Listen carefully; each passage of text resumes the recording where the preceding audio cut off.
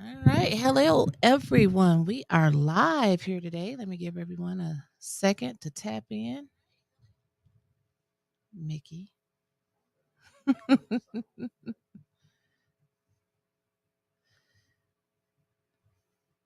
Sheriff, thank you. We're going to give people a couple seconds to tap in All right. because they are definitely tapping in and I'm just wondering, this. does this remind people of the Sweat Hotel the way I'm talking? You know what I'm saying? Oh, you think so? Is this got that vibe? All right. I don't think you're right at Keep Sweat yet. All right. I just want to know if it gives me this vibe. This is not quite the Sweat Are we Hotel. supposed to keep it low key So, and keep it nice and calm? All right. you Or are we just- going to be able to just go crazy and have just- fun? See, now you got my phone on. All right. All right. I just got to know what kind of genre we're going to be I know. doing. I mean, you just threw our serious interview all off.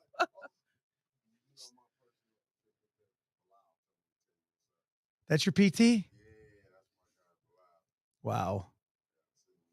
Oh, nice. How about that, man? There's a lot of connections here. Family, friends. Oh yeah, so many people, all across the county, like, are waiting for this interview. We have tapped into social media networks that we weren't able to tap in until this interview. Really? Like, people in Grand Blanc are waiting. People in nice. Mount Morris are waiting. Right on. People in Burton are waiting. People in Lapeer are waiting. I mean, maybe they want you out there too. I mean, it's a whole different county. But for the record, I married a Lapeer girl. Are you? Yeah, I met her in jail. That's what? Oh yeah, I met my wife in jail. How about that? Okay, that sounds a little weird. Don't judge. Don't judge. Don't judge. We're gonna leave that alone. That's right. She was a social worker. I was working for AB. Okay, all right. Thank you for Yeah, I know. I want to say thank you to Reggie Coleman out there who connected us, Chris Flores, and 29 years of marriage. Oh yeah, Jamie girl. And she doesn't look like she's so lucky. 29. She is so lucky. No, you are so lucky. You are so lucky. I don't disagree. I don't disagree. All right, so we are going to go ahead and get started here. Just let me tap on the page because the sheriff has another engagement, but he was so kind to not. Here we go. He was so kind to not cancel with us, so we're gonna do and get everything in the best 45 minutes that we can. So first of all, I want to say thank you for tuning in to the Wyntis Hall Show. Shouts out to the A10 News Media Group and the best producer in the world, Mickey Jordan, and also our first show sponsorship. What? Our first show sponsorship came from Shantae Smith, CEO of Unleashed in Genesee Valley, located in the Burlington wing. Good. So he sponsored this show today. First time ever. That's an with honor. Sheriff Swanson on there. No, so he probably did it just before he knew I was coming on, not because of me. I give you credit for that. You know what? We're not going to go there. So good evening, everyone. But I'm nervous. Good evening, everyone, and share and tell a friend that Wyntis Hall is back on the air again. It is so good to have you here. Thank you. I'm excited. I am so excited to have you here. I have so many questions for you. This is not going to be a Coco Melon interview. I'm not known for that. I'm known for the tough, hard questions, and I'm going to dive right in because people want to hear, they want to know, and they are listening and watching. So first of all, let me just skip over everything. And I've said it to you, it seems like now, week after week. Thank you for everything that you're doing for our community. Thank you. I gave you a real hard time at first, and I'm a girl. Let me say, what you're about to tell me is the reason why I'm here, because really? Honestly, that meant a lot to me. So I'm anxious to hear this. Yeah, so I gave this man a real hard time. Not only him, but his department, just the whole sheriff department. I had a fit over Operation Arrowhead. I mean, I was thorn in his side, and he knows it. And that has become one of the most successful programs that we have ever seen in the city of Flint. Yes, ma'am. Until people are screaming, why can't we have Operation Arrowhead all over the city. We want to be safe coming out of Vibes, coming out of even Roadhouse in the township, like they come out of 501 in Zolo downtown.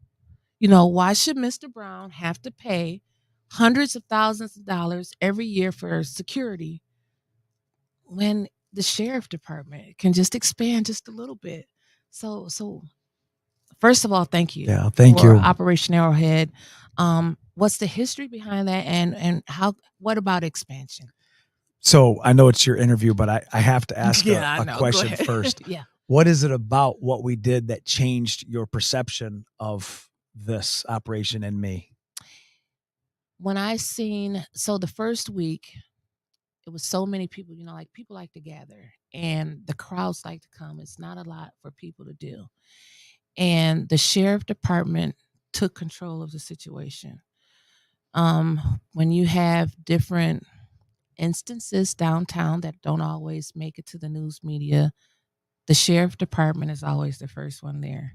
When you have issues in the bar, in the alleys, the sheriff department is always the first one there. And people are calling me. People are out there watching, videotaping, and they are like, Wyntis, we were wrong. They're doing a good job out here. It went from the first weekend of da da da da da until we got she won the prize today to come in. Hello. So I seen all of that, and all the feedback from the people in the community said he's doing good work downtown. We feel safe walking downtown. Yeah. We feel safe walking from the loft, strolling down the street. My husband and I came down there. We brought the kids down there. Beautiful. We feel safe, but we want to sit out on our porches over our friend's house on Roof Street in Laredo, Grant Homes, Oxley, Prospect, Berkeley, all around the city of Flint, Vernon, Franklin, wherever. We want Operation Genesee County, Operation Flint. Why can't we have that? So first of all, thank you to the people that gave us a chance. To answer your question, how it started, I think it's important for people to know that I started the sheriff's office when I was 18 years old. Really? This is all I know. And I love this community to the point where I grew up in a mixed neighborhood in Ottawa Hills, and I worked my guts out going through high school. My parents didn't give me anything. I earned everything. And I worked hard, and I have people in my life like Dr. Avon Burns that poured into me. And when you learn about folks that don't look like you, don't live where you live, and you respect it, and then you are able to be in a position of leadership to teach that to other people's, that's how you change culture. Right. And little did I know throughout my whole life, those seeds have been planted and germinated by different people. And when I came through the ranks of the sheriff and then was appointed sheriff in 2019, there's a lot of things that I wanted to do. And there's things that we've done that we didn't even anticipate. And one of those was Operation Arrowhead. And so in 2022, Memorial Day weekend, downtown, there were 4 shootings, 1 fatality. And when you see the downtown, you saw how vibrant it was and all the businesses and the DDA and that the downtown is the hub of the county, not just Flint. And if folks in the out county don't realize how important Flint is, then we've lost our focus as a Genesee County. And so I was contacted by then board chair Dominic Clemens and Ridgway White from Grand Blanc, who's the CEO of Mott Foundation. And they said, we'd like to have a meeting. Now, mind you, I'd already been the sheriff now going on 3.5 years. So they kind of saw my MO. They saw what I've been, and they said, we need help. And George Floyd's murder taught me a lot, and what this community did and how it showed out. It changed the whole direction of my life. It really did. And I had swore to the 3.2 billion people that saw that moment in one 24-hour period. That was huge. That we are not going to let his death happen in vain. And part of that was police evolution. It's a mindset that I got into because I saw that just treating symptoms doesn't solve the problem. Absolutely. And so when I went to Ridgway with Dominic and we saw the amount of violence, we saw that bars were serving people that were as young as 17 years old at 3 a.m. There were people that were just overwhelming from not even Genesee County. They were just coming from all over the state causing havoc, right? I said, well, you can still have a thriving downtown, protecting, serving, and unifying, but everybody's already involved. And we saw that there was a delayed response time to calls. So there was a distrust of even calling 911. There was a kind of a fracture of communication between my office, Flint PD, U of M, MSP, and Mott. And I said, we're going to go right back to the basics. And I will assemble a team of 5 personalities, 2 supervisors and 3 deputies that know how to deal with folks. Even in the midst of trials and tribulations and problems, they know how to treat folks with respect. Because, when people do wrong, they usually know it. Absolutely. But it's how you deal with it is going to really determine what path it takes. And so I said, we will do this. And the first contract was for $1.1 million for 1 year. Okay. The county put in $250,000. The rest came from the Mott Foundation. And I said, I can put a team together as long as I meet with the partners within the next several weeks by July 1st. And I'm going to tell you, it passed through the board like quick. And I met with Flint City. I met with the state police. I met with Mott. I met with U of M. We all got together, and I said, we're going to do this. We're going to work the high times of visitation and business opening, and we're going to solve the problems, not just take people to jail. We're going to go to talk to people. We're going to be out in our cars. It's like old school community policing, but with new school protection. Right. And in the meantime, what they didn't know is I had a secret weapon, Kyle Kuzma. Oh. You want to know this? Yes. Okay. So, player. Yeah, okay. Good dude. Anyhow, I got with a team of 5 and I said, I need you to commit to 1 year with the mindset that we're going to change the way we do policing. And that is, when you take somebody to jail and they did wrong, you treat them like a human being with respect. And you if you have to tow their car, you tell them why, but you don't use it as a punitive damage. Right. And when you're talking to people from visits outside, you're ambassadors of the city. And I said, if you got somebody that's causing a domestic disturbance, go find out why. Oh, they have no food in the refrigerator. So let's bring in our resources. Let's bring in Center of Hope, where I'm going tonight. Let's bring in the Carriage Town. Let's bring in the United Way. Let's bring in Mother Jones and start fixing that problem. Because if I didn't have anything to eat, I'd be foul too. Absolutely. And what we found is we were solving problems and they wouldn't reoffend. Mm-hmm. And then when we had people that were just, causing havoc that were from the outside, we told them, listen, this is your first and only warning. You come back here to ruin what we're building in the city, you're going to jail. Right. But on the flip side, when they're not doing that, they're talking to people, they're going into businesses. And I remember it was the second Saturday, because I'm always on there. I was there for the roll call. I realized when I'm driving around, because Operation Arrowhead is from Dort Highway to DuPont. Oh, we know where it is. From Hurley down to 69, 4.8 miles, 15% of the city. And the crime stats just in that area have went down. Crazy. Like Swanson. That was another pivotal thing that we noticed. Like, look how the crime has went down in this 4.8 miles. So I got those crime stats too, because I got them all redone for you. Okay. For the sake of time, I just want to say that second week I called Vinny, who's Kyle Kuzma's agent. He's out of New York. And I said, Vinny, it's Sunday night now, Saturday stats, Sunday review to my set. I need 100 basketballs. I need 100 nets. He's like, what for? And I told him about Operation Arrowhead. He goes, I'll call you right back. He sends me a text of a tracking number. He ordered 100 from Kyle Kuzma. They came in that afternoon. I told the staff, I said, when you're driving down the neighborhoods and you see an old beat out basketball hoop and young folks are playing basketball, you get on the roof of your cruiser and you replace that net. And then you give them that basketball and tell them this is from the sheriff's office and Kyle Kuzma, the NBA. And I'm telling you, it was like a wave of revival, because how come you didn't blast that? You don't need to. No, man. When you blast your own that's word, something big. But that's something big. Mm-hmm.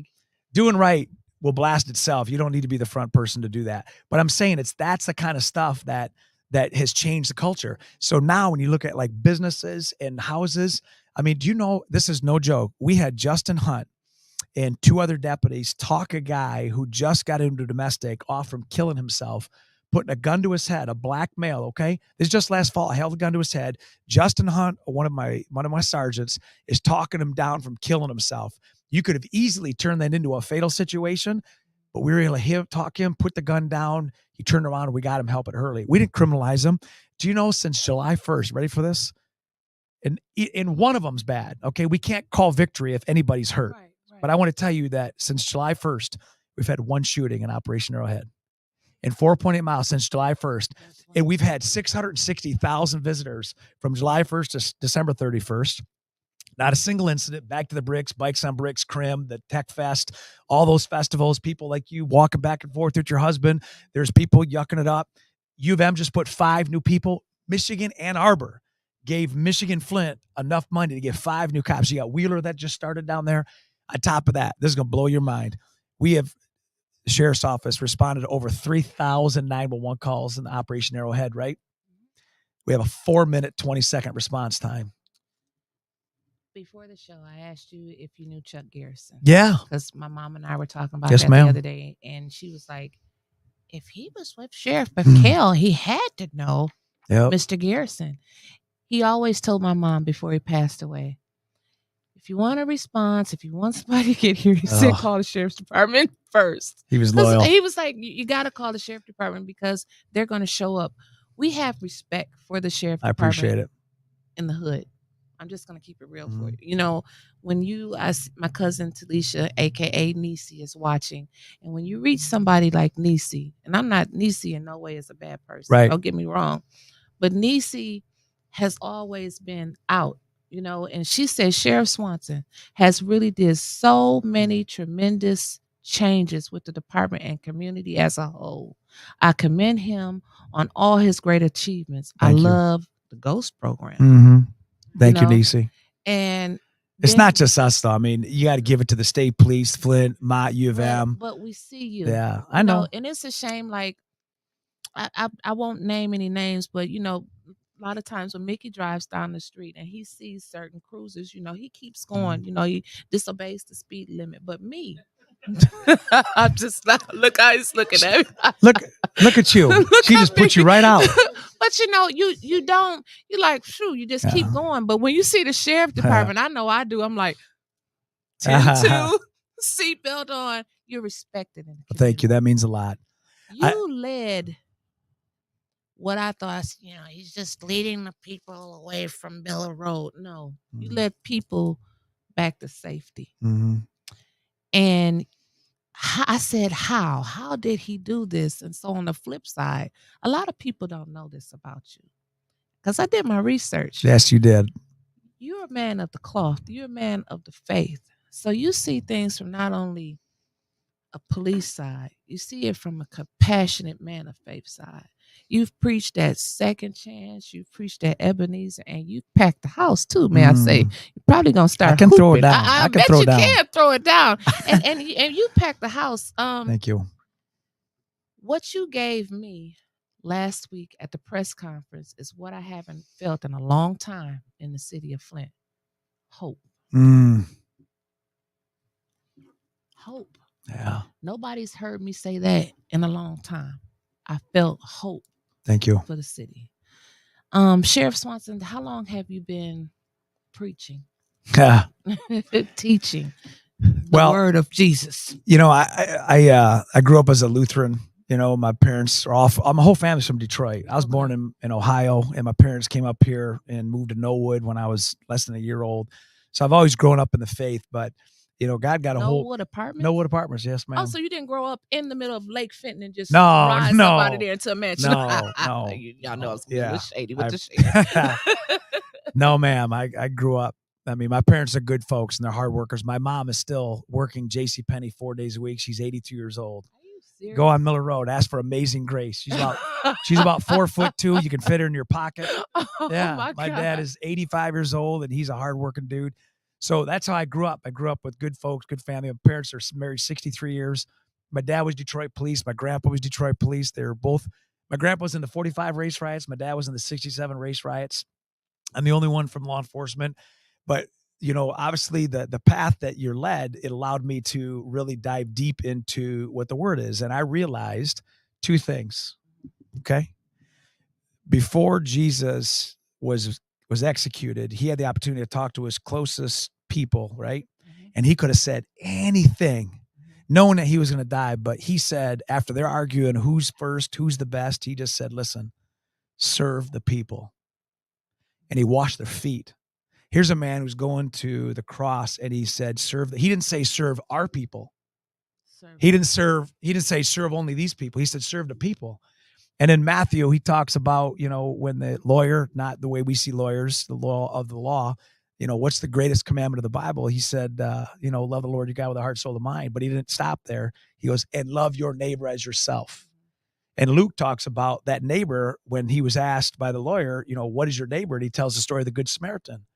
And the Samaritan and all the people that passed him is what we see every day in communities. And my mission is to love people and serve people and protect people, that regardless of their faith, regardless of their color, regardless of their money, regardless of their status, regardless of what they choose, he came down here to change the hearts of people, not change the system. And that's where I get my motivation is I love all people. I can find good in folks. I'm a unifier. I'm not interested in people dividing folks. I can still bear the sword and hug folks and serve folks and unify folks. And that's my mission. And you do it well. Thank you. You do it well working with people. I've seen you. I've been watching you. And I commend you because Thank you. I couldn't do your job at all. Wouldn't even want to try. So back to this. The Operation Arrowhead, the crime down. Black people. I'm black. Surprise. We want a safer city. And it's not that black people or either white people, like just the urban agenda, the Flint City agenda as a whole, low impoverished city. We're not saying we don't want you to hold people accountable, because we do. Mm-hmm. We just want fair justice. I know I'm skipping ahead of myself, but you touched me yesterday in a press conference when you talked about Breonna Taylor. Mm-hmm. You got with her sister. Mm. You're bringing her here tomorrow. Tomorrow. You got to come by. I will do my best to stop by. Tell the people about that while we're talking about that real quick. Let's tell them about that. We might have to do part 2 of this. I know, yeah. But let me tell you that, when George Floyd was murdered by somebody who looked like me, that wore a uniform like me, and the guy whose name doesn't even deserve to be mentioned thought that for 8 minutes and 46 seconds, he can broad daylight take a man's life. That changed everything. It did. And then when we that week did what we did, it just didn't stop there. In July of 2020 in Louisville, Kentucky, a botched police raid. They hit the wrong house in Louisville. And Breonna Taylor, who was an EMT, emergency medical technician, and her boyfriend were resting comfortably in their apartment. The police hit the door. Anybody listening right now, if somebody blew your door open and you weren't expecting it, and there were shots fired, Breonna lost her life. And that on top of so many things during that season, obviously I heard about Breonna Taylor and I heard about what happened. And I'm going to tell you, as a police officer, as a sheriff, we are responsible for all of our actions. As an elected official, I'm responsible for all my words. And that resonated with me because nothing happened in Louisville, Kentucky. And that has festered in the community, Black community, law enforcement community, created division. Well, part of the success of what we've had is the fact that I have a heart for second chances. Everybody here and everybody listening has done something that the heart has caused them to do, that they've been given a second chance. And there are times where you have to look back in people's lives. And when you look at Percy Glover and John L. Allen, Percy did 12 years for second-degree murder. John L. did 29 years for taking a man's life. John L. will tell you 10 minutes cost him 29 years. I've known those fellas since 1993 when I started the jail. And I saw them come through the system, and they're educated.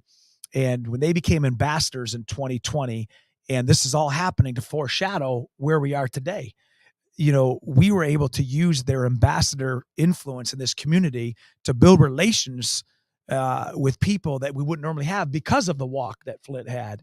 And because of county ambassadors like John Allen Percy, it caught the attention of the White House, the federal government. And so they gave funding through Dan Kildee to hire John Allen Percy, who are full-time sheriff's deputies. Really? They are convicted individuals that are returning citizens, and it's never been done. And that right there has opened the eyes to people like Dee Dee Taylor. So Percy Glover, who's connected, reaches out through his connections in Kent County, because did you know Breonna Taylor was from Grand Rapids? Until yesterday. And Dee Dee Taylor, which is Brianna's sister, saw what we're doing. She saw what we've been doing. But I'm going to tell you this. Don't listen to what I say. Just watch what I do. Right. Because there's a lot of folks that have been promised a lot of things by people in my position, people that look like me, and other folks, and they've all been let down. Yes. So Dee Dee has seen that, and Percy said, hey, I got somebody that's wanted to meet you. As like I told you yesterday's press conference, I said, I would love to meet her. She came by. And, when you are from the street, you can see people's heart. Absolutely. And she could see where I come from. I could see where she comes from. And I'm going to tell you, you ever met somebody where there's like an instant connection? Dee Dee's she's a beautiful soul. And so Percy and I and Dee Dee have traveled. We've been to Detroit. We've been to Nation Outside. We've been to, Save Streets. We've been to, she's been to Ignite graduations.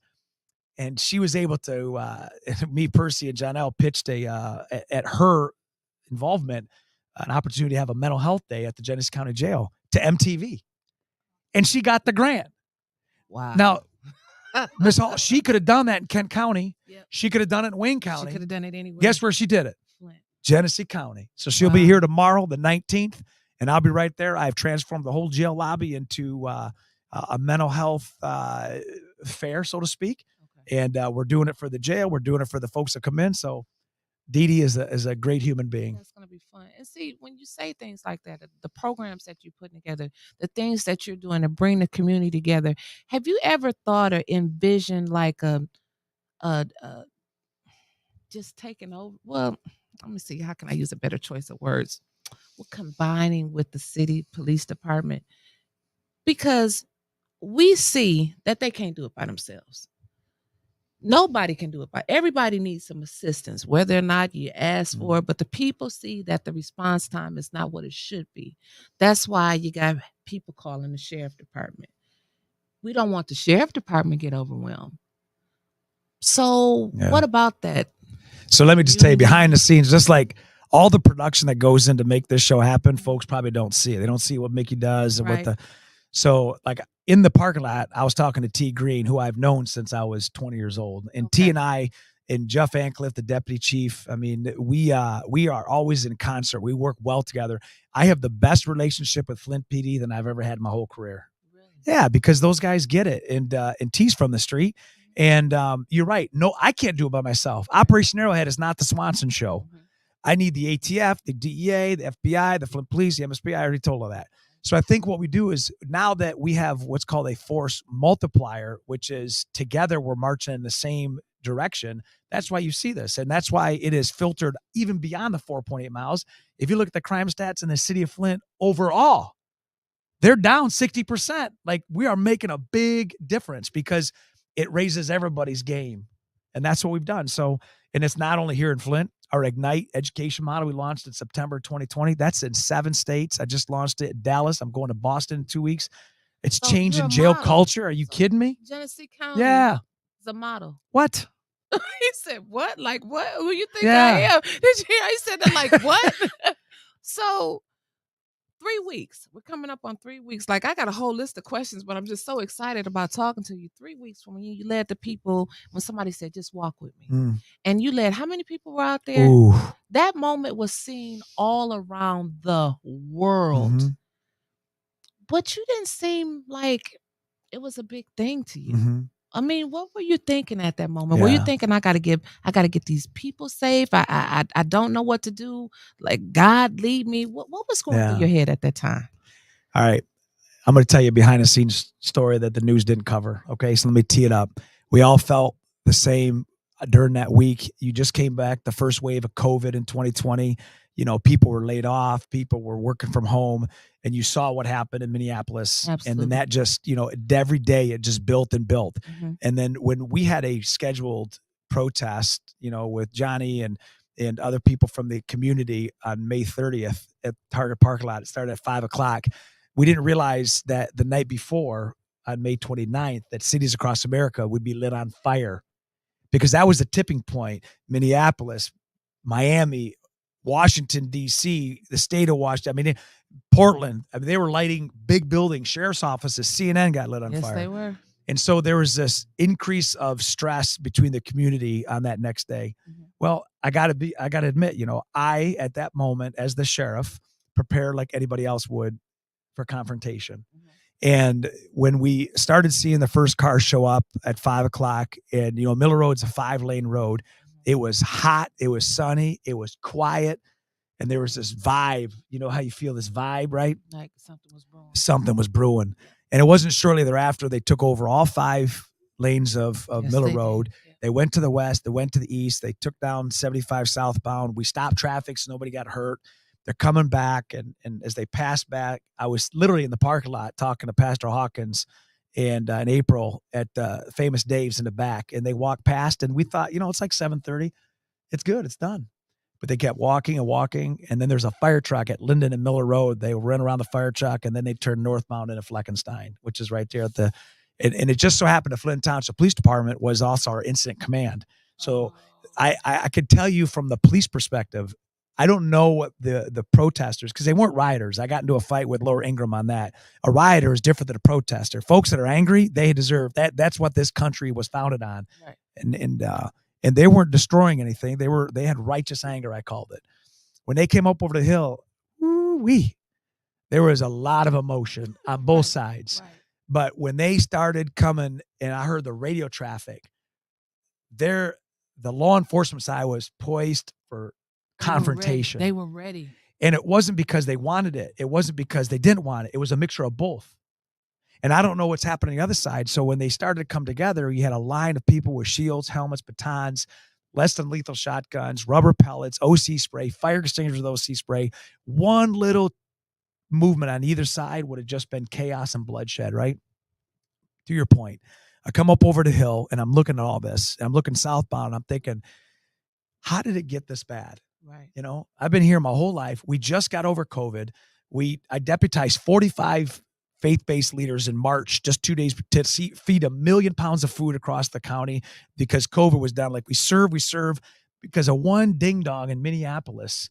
We're here now, right? Yep. So anyhow, they're talking about all available units. I'm telling you, the sirens from all over the county were coming. You just heard sirens and 4-barrel engines and tires and screaming and yelling. And so anyhow, one of my guys, he had a less than lethal shotgun that's out, and I told him to tuck around the car. I said, it sends a bad message. And another guy was there, and I told him the same thing. And he goes, Sheriff, he goes, man, these guys have guns. And I look in the crowd, and you see a bunch of open carry pistols. So I'm like, so law enforcement now sees guns. Right. It's just a matter of somebody who's either angry or somebody who may be immature could make one decision, and now it's just, let's just shoot off a firecracker. Now, and then there's nothing, right? Faster. But I'm going to tell you, by God's grace, I call up Pastor Hawkins, who I just saw, and I said, where are you? Because I'm in the crowd. And I said, I'm coming for you. Mm-hmm. And I knew if I went in there with my helmet on, that it would send a message, like a confrontation message. Right. And I'm going to tell you, this is all on autopilot right now, because you always perform in chaos how you prepare in peace. Okay, I got you. You will always perform in chaos how you prepare in peace. And I'm only saying this because I've had a chance for all these years to review it. But at that moment, it was a sympathetic response of the nervous system, right? So I go in there, take my helmet off, I give him a big old hug. One of my guys, Captain Cronkrite, he as soon as I gave Hawkins a hug, I turned around and he's like, hey, this guy wants to talk to you. I'd never seen him before. I've never seen him since. And I looked at him and I said, hey, I didn't get a chance for him to say hi. I said, listen, that guy in Minneapolis ain't who we are. I said, these guys are here to help you. I said, you tell me what we need to do. I'm telling you, I don't know why I said it, but you'll always perform in chaos. And he said, tell the people what you told me. I said, well, get their attention. And he said, hey, everybody, in this baritone voice, the sheriff wants to say something. And man, it was just like the Red Sea. It was crazy, right? And I'm going to tell you, Wyntis, I watched that video even to this day, and I get choked up. Because I will tell you, to everybody that's out there, you never know when your moment's going to be called. And when your moment's called to do right, you better do right. Right. And you don't do right by thinking it. You do right by reacting. And that's why I said yesterday, nothing to hide, nothing to fear. And when I had that crowd around, I started talking, and I said, and I didn't mean to diminish it being a protest. I used the word parade to kind of de-escalate, because it changes the way folks are thinking, right? And this is it wasn't all white, it wasn't all black. I mean, I said, you got babies, you got dogs, you got people. There's one guy in a wheelchair there. I'm like, this guy's gonna get run over, right? Right. I talked to my pastor about that, who said to tell you hi to Pastor Wallace Hill. Okay. He said he was just at the police something Yeah. the other week. But I asked him, I said, he's calling in a parade. He was like, well, he doesn't want to say protest. You don't want to pour gas. I wasn't trying to do that. Yeah. I was just as mad, but in a different way. But who would ever think just to keep it real, you're a white guy. Mm-hmm. You talking to Pastor Hawkins, like, I know several white guys, probably 8 out of 10 of them would say, you go. Yeah. You go out there with them. But you went. You got to have guts. And instead of, in my mind saying, oh, he's leading them away from the big businesses, you protected those people because the police were on guard. We seen the after videos, the videos that people were showing and filming behind the scenes. You protected those people. That just was instinct. You don't have any no-knock warrant violations in your department. You don't have any police brutality in your. How do you stay away from scandals? I mean, like, can you look into the camera and tell the Flint politicians how to stay away from I can't do that. I'm going to tell anybody to stay away from scandals. Just do right. And when your people do wrong, address it. You can't, listen, I'm not immune to bad decisions by my people. We have had our issues of people that perception's bad. And I fired people. I had fired a guy just 2 weeks ago whose 6-year-old son shot his 11-year-old son with his gun. He was a deputy coming to work. I fired another guy who was chatting us on a ghost operation while he was working, trying to come and have sex with a 15-year-old. He was working. I ended up firing, charging him. He was working. Yes. I was at an event in Richfield Township a year and a half ago, and I get a call from Saginaw County. They're investigating a dog that had its front paws, his back paws duct tape, his muzzle duct tape, and he was shot in the head and dumped on the side of the road in Saginaw. Had a chip in it. Chip came back to one of my deputies. I fired and charged that guy. So listen, we're not without ignorance, but the key is to own up, address it, and become better for it. And see, that's what you do. You take care of the problem, so it won't keep festering. But you know why people don't a lot of times? And I'm going to just talk about elected officials like me. People think that if you address something as a leader, it's going to look poorly on you. No, that's why you're a leader. Exactly. That's why you take care of those issues so they don't fester. Right. And they don't turn into big scandals. Right. Right on. So, oh man, yeah, we're definitely going to have to do a part 2 because I just have so much that I want to say. But to your point, I'm going to tell you that day, I never knew who Johnny was. I didn't know who Quan was. Franklin. I didn't know who they were. When Pastor was there and everybody turned when I said, what do you need us to do? And they chanted without any preparation. These folks didn't know each other. And if you watch the video, see it's within a second when I posed the question. It's like, that's all folks wanted to be listened to, right? That's a simple solution. And then when they responded back, I got to tell you, it put me on my heels. Right. I watched the video and I think to myself, what's going on in Chris's head? And I realized that it's every decision I've made in my entire life came down to that one moment. Right. I couldn't have said, let me call my family. Let me think about this. It was right there that I had to make a decision. And if I'd have taken one step back and said, you know what, we're going to have a confrontation, we probably wouldn't be here. And I'm not saying that I did anything that anybody else would have done, but I will tell you at that moment, God gave me the spirit to make the decision to heal the city with people that I didn't know. And as we turned and started walking away, there's another guy. And this is why I'm so passionate about what I do and where I'm going for this community. Is one of my guys, as I turned him and we're walking away from the police department, I said, is the police department safe? He goes, it's good. And I said, where are the people? And he looks at me, says, they're all following you. Do you know that's a huge responsibility that I took and I take serious every day. Yeah. And I didn't say, I want all the black people to follow me. I want all the white people. I want all the wealth.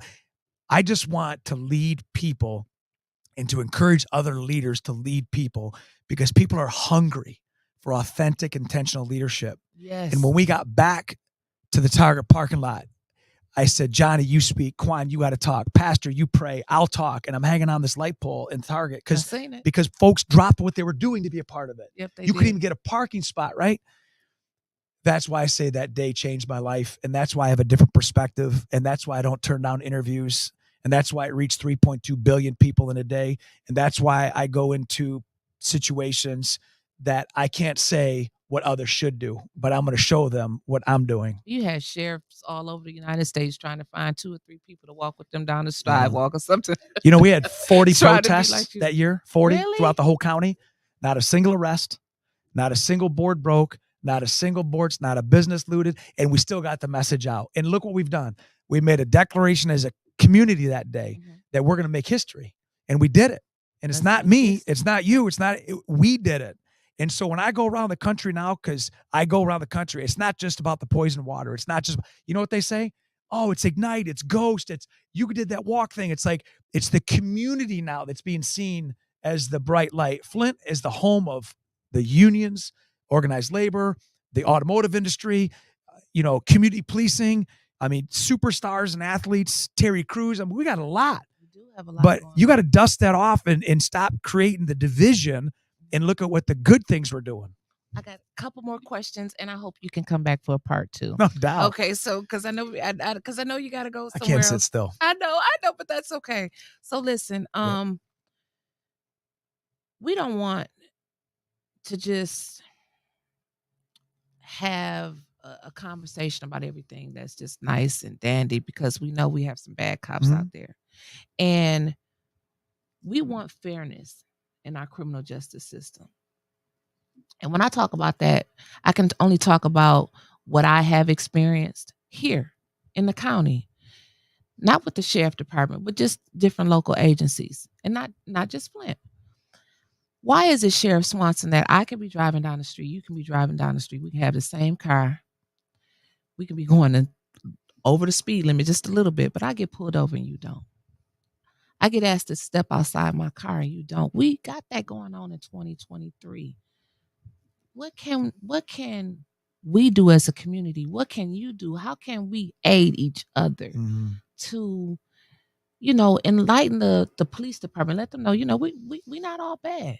And then for the police department, to enlighten us, we not all bad. What can you start having more events like the things that you having tomorrow inside the jail? People don't like coming to the jail. I don't like coming to the jail. I'm gonna be very fast coming in and out tomorrow. But I'm saying we want to see that. We want to get comfortable, not in jail, but just comfortable around you and see the different things that you're doing. We want to know the police in our area. Yeah. We want to feel safe. We want to see you ride down our streets. We want to see the sheriff department at Vibes Friday and Saturday night. We do. We want to feel safe. We want Sister Audrey wants to sit out on her porch at night. It's getting dark later. We just want to see some police presence. We just want fairness. So let me answer that question. If you look at history, all right? You look at Gandhi, you look at Bobby Kennedy, M.L. King. Why did Bobby Kennedy go from New York to Mississippi to see some of the most impoverished communities in America and put it on camera for folks to see that it really does happen in America, right? Why? And I told you I went to Birmingham, remember off camera? I went to, okay. Yes. June 2nd, 2021, I went to Birmingham, Alabama. I told my wife, I said, listen, I just want to go down there. I said, I'm going to fly into Atlanta, drive over to Birmingham. I want to see it. I want to feel it, right? I told you that day changed my life. So I went on kind of like a little bit of a missions trip. So I went to Birmingham and I saw the 16th Street Church. I saw where the bombing is. I talked to a local. This guy he was liquored up. I gave him $20 to tell me the story, right? And then I drove to the Edmund Pettus. It was factual. It was crazy. He was from the area. He was talking about red line districts and how it worked and all that, right? So when you think about where we've come from 1963, when those 4 little girls died, and then where we came from, where, you look at the jail cell and you see MLK was locked up for trying to stick up for folks, and Bobby Kennedy goes down there and, and MLK says to John F. Kennedy, you're trying to keep America safe from the foreigners. You have war within your own borders. You got to fix that, right? And here we are. All these years later, my dad and my grandpa, I told you, it's the same thing, right? If you're going to change the system, I want everybody to hear this. You got to change the culture. You don't need new programs. You don't need new debt. You need to change the culture. It's not always just throwing money at it, throwing a new person at it. You've got to shift. So Genesee County has been around since 1836. We've been going in one direction. To change the culture, it's going to take time. Everybody that I just mentioned had a moment that creates momentum, that creates movements. You got me some Facebook posts Right next on. week. Right on. Right. And so to answer your question, I don't know why two people get pulled over and one gets treated different. But I will tell you that I will set the standard, because that's my mission, is that we're going to evolve the policing. We're going to teach and educate. You talk about the jail, you teed that right up for me. Do you know when we do our Christmas spectacular, which is the first Saturday of December, and I take 300 boxes and we go across the county and we give people boxes that are $200-$300 in value, refrigerators, dressers, the Regency, man, we put up washer and dryers in there. I get folks from all over the county. I've done it 4 years in a row now this year. I take people from Linden, and they serve people in Genesee Township. I take people from Grand Blanc, they serve people in Beecher. I take Bucktown, I take them all the way down to Fenton. Child, he said Bucktown. And I'm going to tell you, what happens is people just aren't comfortable talking to somebody that doesn't look like them, right? Doesn't live on their street. Right. And if you're going to change that culture, it's got to start slow but steady. It cannot relent. And so we use the sheriff's jail as a hub to bring people down. Christmas spectacular. John L. and Percy started the gift exchange. We have moms and dads in the jail. Their kids don't get Christmas. They don't deserve to pay the price for bad acts or addictions or mental health crisis, right? So, and Christmas, I have the inmates write Christmas cards to their kids.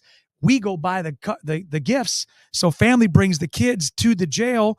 We give them the card from the parent that's upstairs. I open up all the floors so the parents can see their kids coming in and wave to them.